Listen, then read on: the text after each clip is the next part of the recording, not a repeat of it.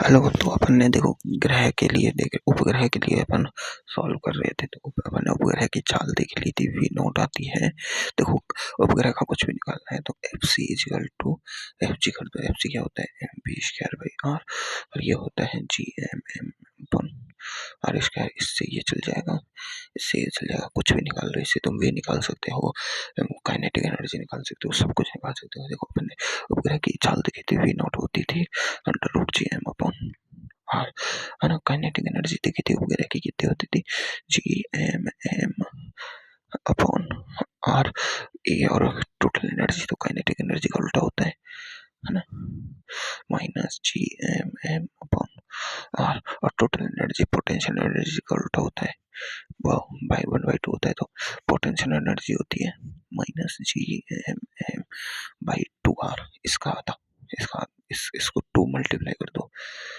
वो देखो इधर करो, 2 मल्टीप्लाई, ये होती है काइनेटिक एनर्जी ये, और इसमें ये है ना काइनेटिक एनर्जी, ये 1/2 होती है ना। तो इसमें से ये गया तो ये बच जाएगी ये आर पोटेंशियल एनर्जी है, और इसमें ये वो होती है ना। याद रखने की बात है।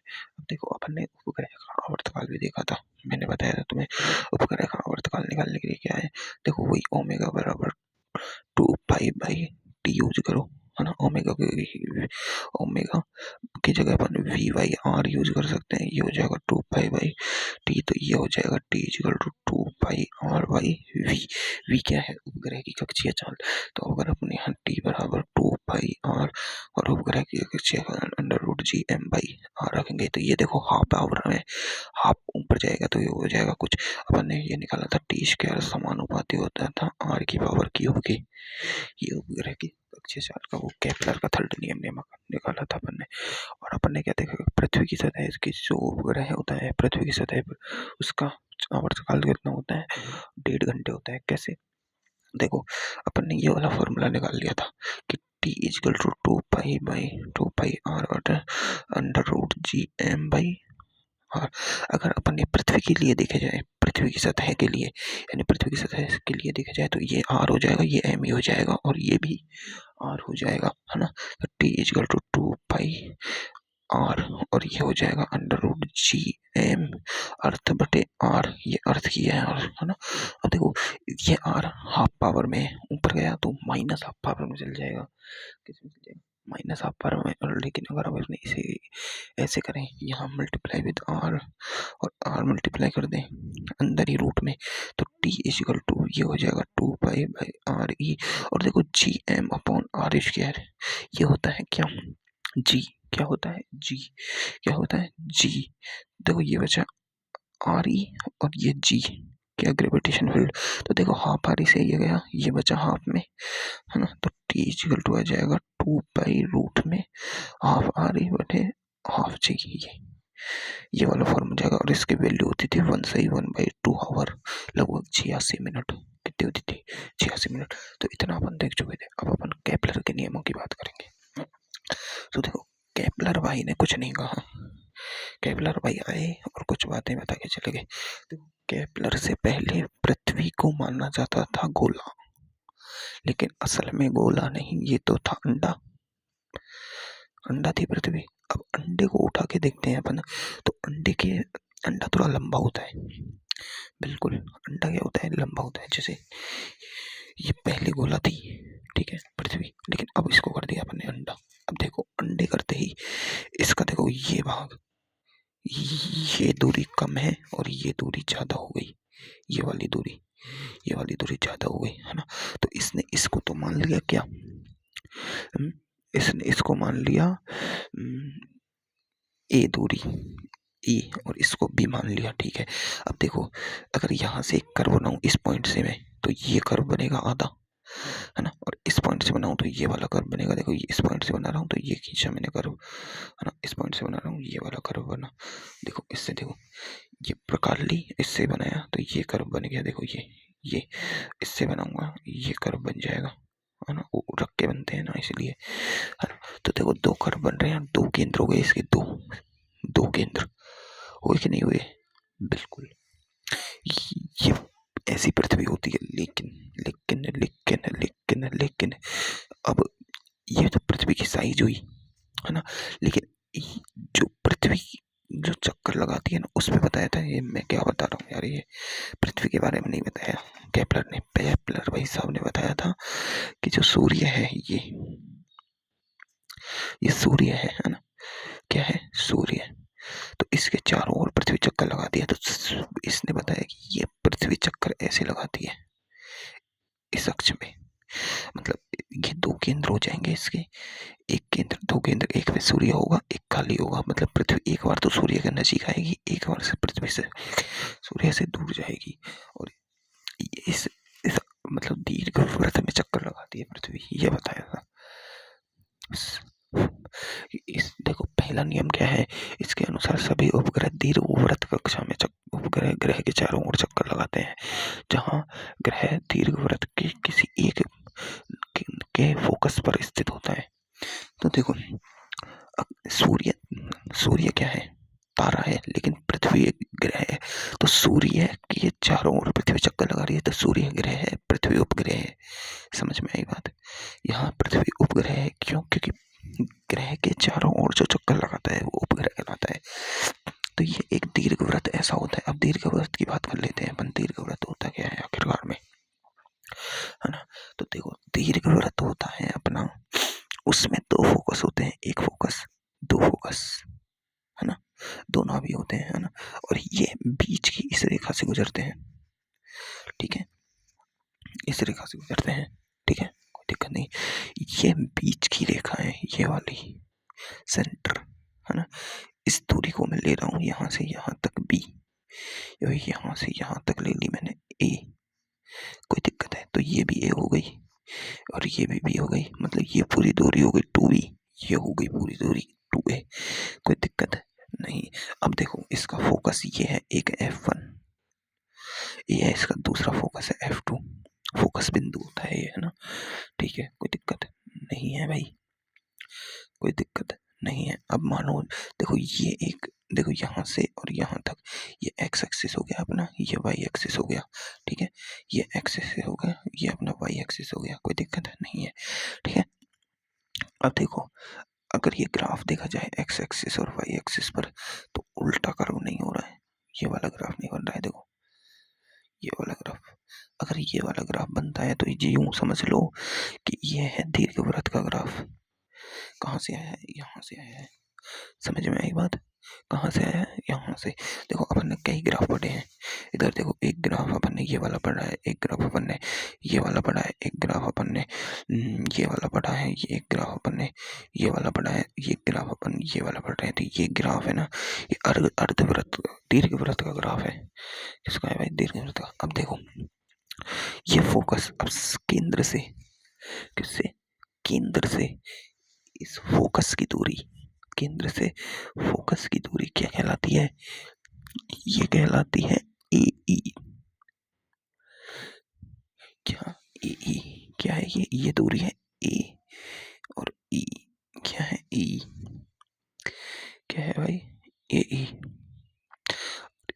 ई क्या है यहाँ पर? यह है दीर्घवृत्त की उत्केंद्रता ए ई, और ये दूरी भी क्या होगी? ए ई। क्या होगी? ए ई। क्या होगी भाई? ए ई, है ना। तो यहाँ से यहाँ तक की दूरी ए ही है, ये पूरी दूरी ए है। तो ई क्या है? यहाँ है कि अरे यार, दीर्घवृत्त की उत्केंद्रता है। क्या है? उत्केंद्रता। ये कांस्टेंट है।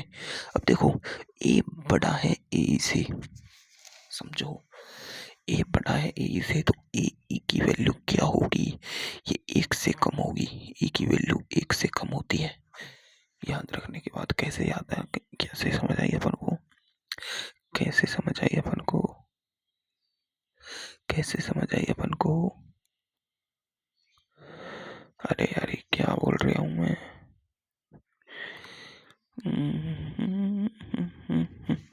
हाँ।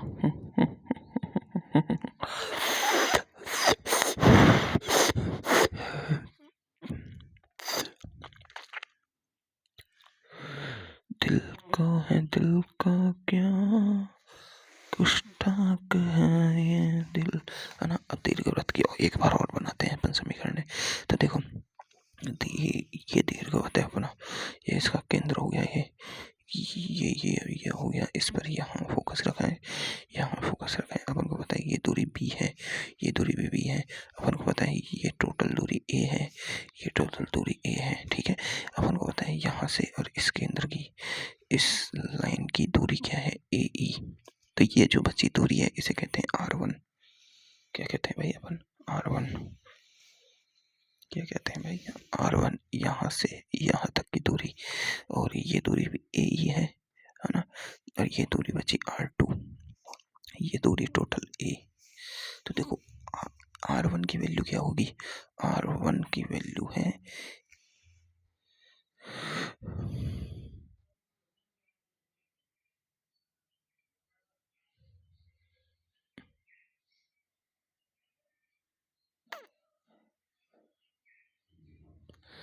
अच्छा हाँ, ये R1 यहाँ से यहाँ तक, तो R2 ना, ये यहाँ से नहीं है, ये है R2। R2 पूरी दूरी होती है ये वाली, समझ में आई बात। ये R2 होती है, ये नहीं होती, इसे R1 मान लेंगे। और ये वाली होगी यहाँ से और यहाँ तक की दूरी R2। देखो R1 कितनी है, R1 इतनी सी दूरी है, तो ये किस में से घटेगी, A में से घट के ये बनेगी। ये A यहाँ से यहाँ तक है, इसमें से A में से घटा दो AE, तो आ जाएगी अपने पास R1। तो R1 आ रहा है अपन पास, A को कॉमन ले लो, 1 माइनस E आ गया। ये तो अपने पास R1 आ गया। R2 क्या होगी, देखो R2 यहाँ से और यहाँ तक की दूरी है, जिसमें देखो एक तो A है, A प्लस AE है, A प्लस AE। R2 है A प्लस AE, तो इसमें से भी अपन A कॉमन ले लेंगे, तो बन जाएगा 1 प्लस E। तो देखो R1 तो है A 1 माइनस E, R2 है अपनी A 1 प्लस E। ये देखो मैं बता रहा हूँ ना, काम नहीं आएंगी अपने, इतनी काम नहीं आएंगी। तो तुम्हें दूरियां, ये मैथ की चीजें अभी अपन ने ग्रह के लिए कुछ नहीं बताया अभी तक अपन ने, सिर्फ मैंने तुम्हें दीर्घवृत्त बताया और दीर्घवृत्त के समीकरण। ये देखो सर ने तुम्हें बेसिक मैथ में कराई होगी और तुम्हें करनी है याद। क्या होती है समीकरण दीर्घवृत्त की, समीकरण होती है x स्क्वायर, क्या होती है x, ये x की पावर y नहीं है यार, ये x स्क्वायर है। ठीक है, x स्क्वायर है, ये x स्क्वायर बटे a square plus y square बटे b स्क्वायर इक्वल टू 1 होता है। ये समीकरण होती है x स्क्वायर बटे a स्क्वायर y स्क्वायर बटे b स्क्वायर, क्या होती है a। अब देखो a दूरी कौन सी है, ये वाली, b कौन सी है, ये। एक बार इस समीकरण को अपन ढंग से लिख लें।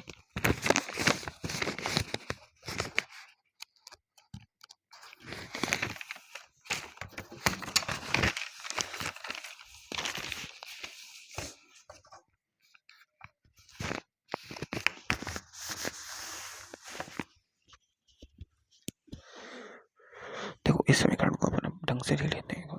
देखो अपने पास ये होता है दीर्घवृत्त, ठीक है, इसमें ये होता है सिस्टम अपना, ये y एक्सिस होता है, ये अपना x एक्सिस होता है।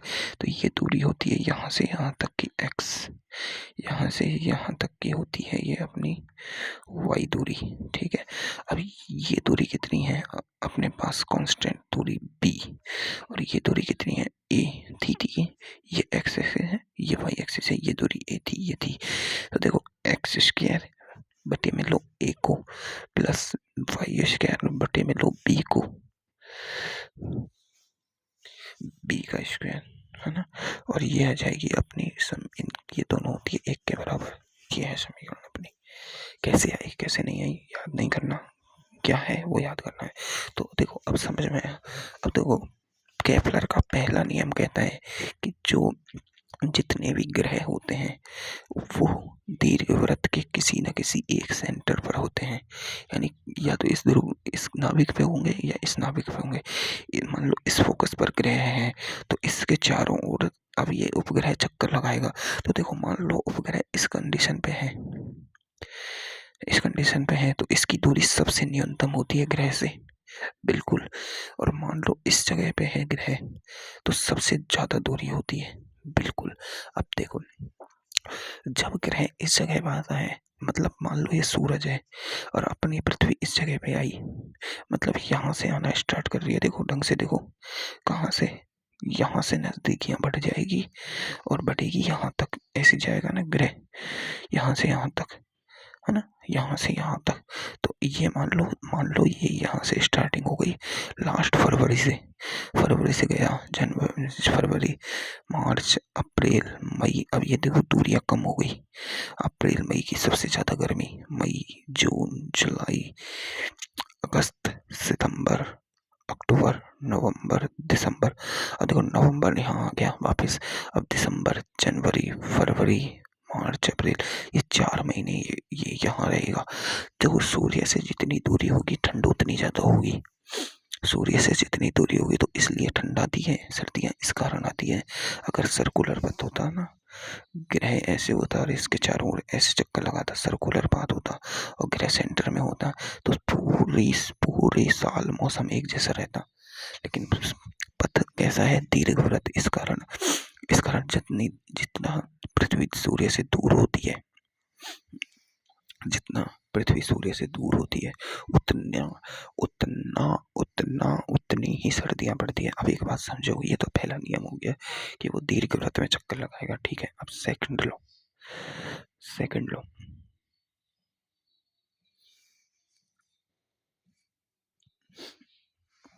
सेकंड लॉ देखो, सेकंड लॉ क्या है, मेरी बात समझो।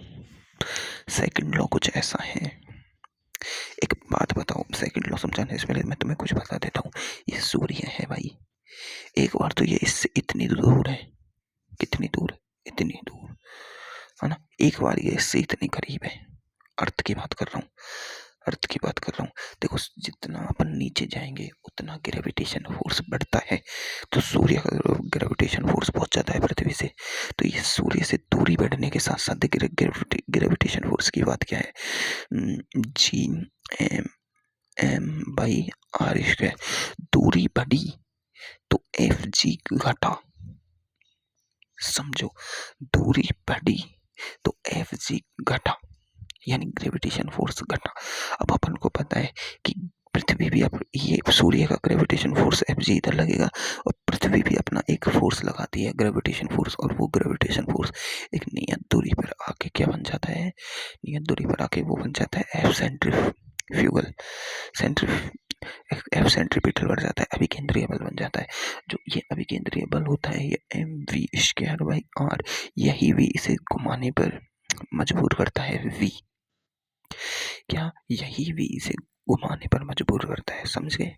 अब देखो जब दूरी बढ़ती है तो एफ सी भी घटेगा, क्योंकि दूरी बढ़ने से एफ सी भी घटेगा।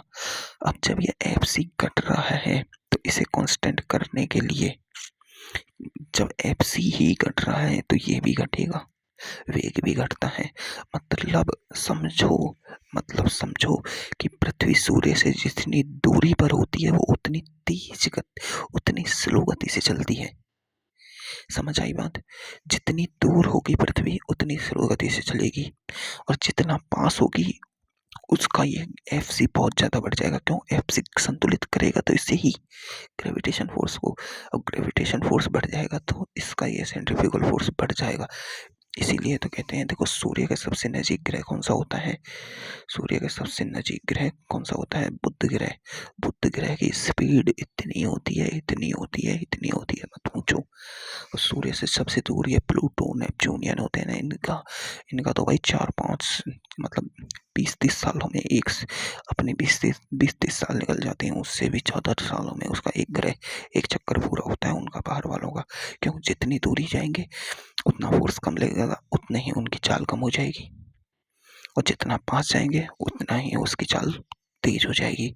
इसीलिए समझो, चंद्रमा अपनी पृथ्वी का पूरा चक्कर लगाने में कितना दिन लेता है, 30 दिन। कितना लेता है, 30 दिन लेता है कि नहीं लेता। 30 का लाइन, मान लो ये पृथ्वी है और ये चंद्रमा घूम रहा है, तो इधर से इधर आने में 30 दिन लेता है। कितना लेता है भाई, 30 दिन। जब भी तो अपना महीना 30 दिन का होता है अपना, चंद्रमा की कलाएं 15 दिन की होती है, 15 दिन दिखता है वो, है ना। 15 दिन दिखता है, 15 नहीं दिन नहीं दिखता। तो चंद्रमा पूरा चक्कर करने में मान लो 30 दिन लेता है, पर अपनी जो आर्टिफिशियल सैटेलाइट होती है वो तो चंद्रमा से बहुत नज़दीक है, वो तो पृथ्वी के पास में है बिल्कुल। ये तो पूरा चक्कर 24 घंटे में लगा देती है भाई। सच में 24 घंटे में लगा देती है। कारण 24 घंटे में क्यों लगा देती है? क्योंकि नज़दीक है तो उनकी रफ्तार तेज है। नज़दीक है तो तुमने वो नहीं देखी, वो आसमान में वो एक सैटेलाइट सी चमकती थी पहले, एलोन मस्क की, वो लंबी सी तारों की लाइन, वो हर 2-4 दिन में ही दिख जाती थी, हर 2-4 दिन में ही दिख जाती थी। कारण कारण उसकी स्पीड बहुत ज़्यादा थी। क्या थी? स्पीड बहुत ज़्यादा थी। तो अब समझ में आया। अब मान लो ये सूर्य है ना, और ये पृथ्वी है। अब मान लो पृथ्वी ने इस जगह से स्टार्टिंग की, ठीक है, तो ये धीरे चलेगी, इधर इसकी स्पीड कम होगी, तो मान लो इसने टी समय में इतनी दूरी तय करी, ठीक है। ये मैंने इसकी 2 स्थितियां लिख दी, है ना, ठीक है। अब पृथ्वी यहाँ आई, है ना, यहाँ आई मान लो, और यहाँ से इसने टी समय में, उतने टी समय में ज़्यादा दूरी तय करी। क्यों क्यों ज़्यादा दूरी तय करी भाई? क्योंकि इसका वेग इस जगह ज़्यादा था, वेग ज़्यादा था ना भाई, वेग ज़्यादा था, इस समय इसका वेग ज़्यादा था। तो ये देखो इसका क्षेत्रफल, ये एरिया, ये एरिया,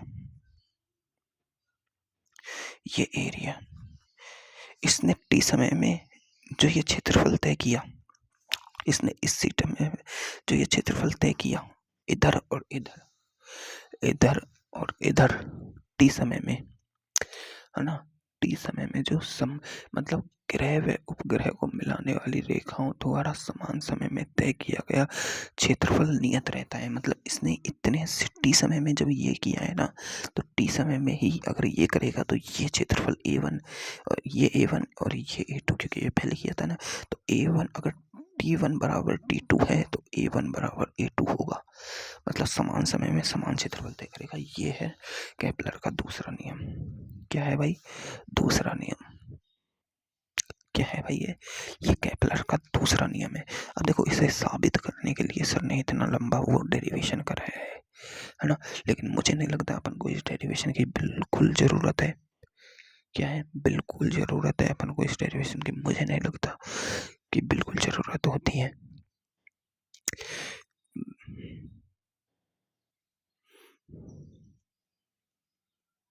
पर अपन को करना तो पड़ेगा ना भाई, करना तो पड़ेगा। देखो इसको साबित करने के लिए सर ने एक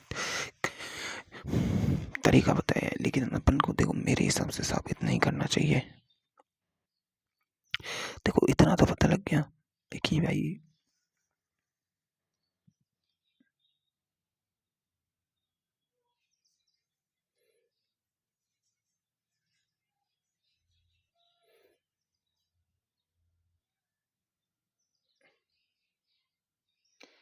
देखो अपन को पता है कि भाई ये समान समय में तय किया गया क्षेत्रफल समान होता है ना, समान समय में। इतना ये केपलर का सेकंड नियम तुम्हें समझ आ गया। अब देखो अपन को पता है कि समान समय में ये समान चाल से नहीं गति करता है। इधर ये इसकी स्पीड ज़्यादा होती है, इधर इसकी स्पीड कम होती, इधर इसकी स्पीड ज़्यादा होती है, इधर कम होती है। तो देखो इसकी स्पीड कम ज़्यादा हो रही है, लेकिन क्षेत्रफल ये समान तय कर रहा है। मतलब इसका कंजर्वेशन ऑफ मोमेंटम हो रहा है। मतलब कोणीय संवेग संरक्षित होता है। संवेग क्या होता है? P बराबर mv।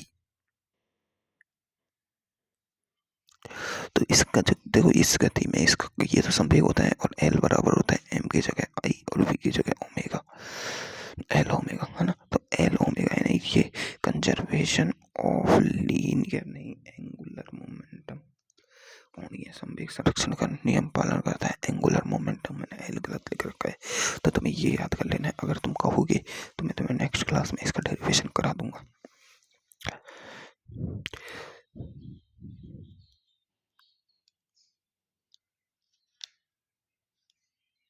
और देखो कंजर्वेशन ऑफ लीनियर मोमेंटम का एक और एग्जांपल तुम्हें सही तरीके से बता दूं। एक और एग्जांपल बता दूं। देखो ये जब ये इस ग्रह के चारों ओर चक्कर लगाएगा, तो देखो इसका ग्रेविटेशन फोर्स Fg हमेशा अंदर की ओर लगेगा, हमेशा अंदर की ओर लगेगा Fg। और एफ सी भी हमेशा बाहर की ओर लगेगा। इसमें दो ही तो बल लगेंगे, एफ जी और एफ सी।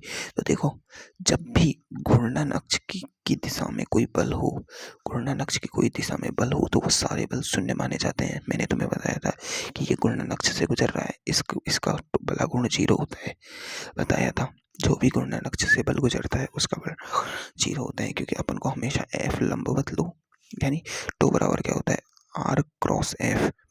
इसमें या तो आर को लंबवत लो या एफ को लंबवत लो, एक बार किसी ने एक को लंबवत लेना पड़ेगा। जब बल घूर्णन अक्ष से ही गुजर गया तो मतलब थीटा 0 हो गया, और 0 होते ही ये 0 हो जाता है, क्योंकि साइन 0 की वैल्यू क्या हो जाती है, 1 0। कॉस 0 होता तो साइन 0 की वैल्यू, कॉस 0 होता तो कॉस 0 की वैल्यू 0 नहीं 1 होती है। ठीक है, अब देखो इसे सिद्ध करना ना आसान है, लेकिन तुम्हें, मुझे नहीं लगता यार सिद्ध करने की जरूरत है। जरूरत पड़ी तो मैं करा दूंगा भाई बाद में, है ना। देखो सेकंड लॉ समझ आ गया, केपलर का थर्ड नियम। केपलर का थर्ड नियम तो अभी बताया था मैंने तुम्हें, केपलर का थर्ड नियम कल ही बताया था कि टी की पावर स्क्वायर समानुपाती होता है आर की पावर क्यूब के, यानी आवर्तकाल की द्वितीय घात समानुपाती होती है जो जो दूरी है उसकी तृतीय घात के, क्या होती है, तृतीय घात की समानुपाती होती है।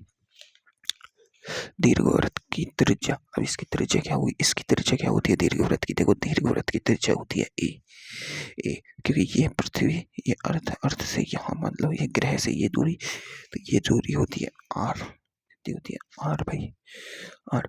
तो हम जानते हैं कि देखो ये असली में समीकरण तो होगा टी स्क्वायर समानुपाती ए की पावर क्यूब के दीर्घवृत्त की त्रिज्या के, लेकिन देखो कभी भी है ना, ग्रह जो दीर्घवृत्त की त्रिज्या से नहीं, कभी तो इससे होगा, यहाँ होगा आर, कभी यहाँ होगा आर, तो अपन आर, इसको आर को लेंगे, अगर सॉल्व करना है ना तो अपन को दी हुई दूरी लेनी होगी आर। कौन सी दूरी, ये वाली दूरी, ठीक है। सॉल्व करने के लिए अशेषल रीजन क्वेश्चन आएगा ना, तो उसमें तो अपन को टी स्क्वायर की पावर आर एक की पावर क्यू के ही करना होगा, ठीक है। ये है बस।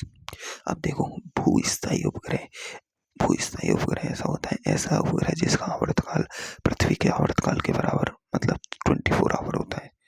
अब देखो कोई उपग्रह है, उसका आवर्तकाल 24 आवर है, मतलब वो पृथ्वी की कक्षा, पृथ्वी जैसे घूम रही है अपनी अक्ष पर उस तरह ही घूम रहा है।